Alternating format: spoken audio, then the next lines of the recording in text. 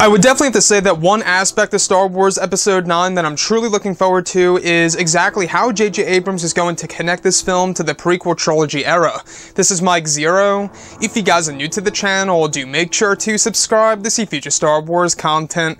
Now, I will say that is, of course, one of the big things that I'm really looking forward to seeing in this movie. And we do know that both J.J. Abrams and Chris Terrio are currently very much hard at work during the final weeks of filming for Episode 9, as we get closer to the final month, which is, of course, February of this year.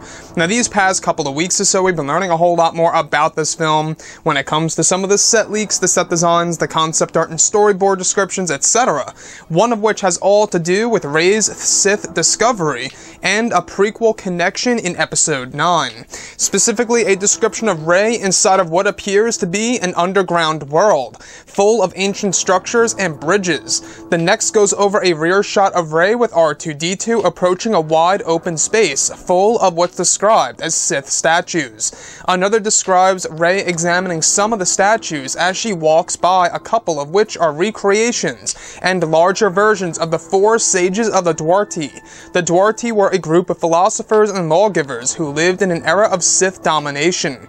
Another goes over Rey examining the four statues, which the miniature versions can be seen in Palpatine's office in Revenge of the Sith. So I really want to go over a couple of parts about this. Now, first things first, I believe that this is most definitely, once again, the lost city that we have been hearing about for so very long now in Episode 9, and it was an actual original idea in The Force Awakens that never made it to the final cut that J.J. Abrams wanted to put in the film. So it seems as though he's trying to get that environment and putting it into Episode 9 in order to really kind of just bring everything from 7 back into Episode 9. Now, I want to go over these Sith statues, alright? Rey's Sith discovery here, where she comes across all of these different Sith statues, 4 of which are the 4 sages of the Duarte. Now, like I say, in case you guys have no idea who the Duarte really are, they are actually a group of lawgivers and philosophers who lived during Sith domination.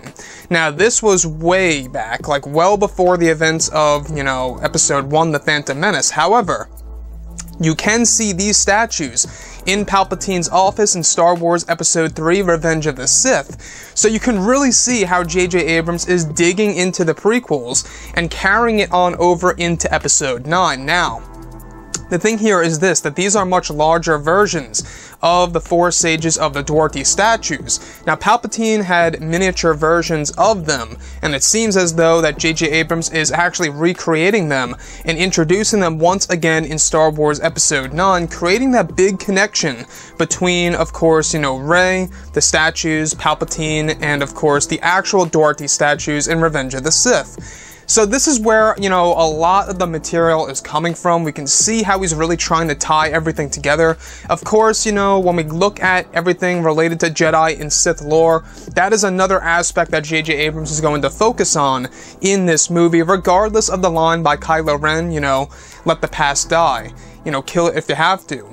That whole entire line is pretty much going to be disregarded in this film, and it will focus on Jedi and Sith lore, which honestly I think is great, because if Rey is on the path to becoming a Jedi, she must learn about the Sith in order to really gain knowledge of any potential mistakes that she could make, or her new Jedi Order can make in the future, if she pursues a new Jedi Order, that is. So, moving on forward, a lot of people have been wondering, exactly how well is J.J. Abrams going to execute this on the big screen, and how well is J.J. Abrams going to really connect it to Revenge of the Sith. Now, we do know that this movie has a lot of connections to the prequel trilogy movies, 1 through 3. However, Revenge of the Sith is going to be the main movie that they will actually be connecting certain elements to in Episode 9. Now, the thing about JJ and Chris Terrio, I gotta say, the reason as to why I do have a lot of faith in these two is because we have 2 writers on board for Episode 9, as opposed to The Last Jedi, where it was pretty much just Rian Johnson. So in this scenario, we have J.J. Abrams and Chris Terrio. Now, I know a lot of guys out there are not too excited about Chris Terrio because he actually was a part of Justice League, and I know a lot of people did not like that movie, I myself included.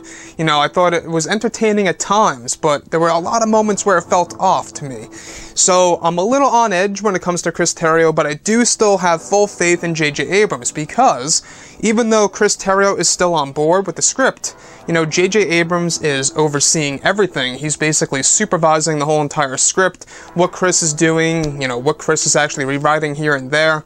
So that's another good thing to focus on.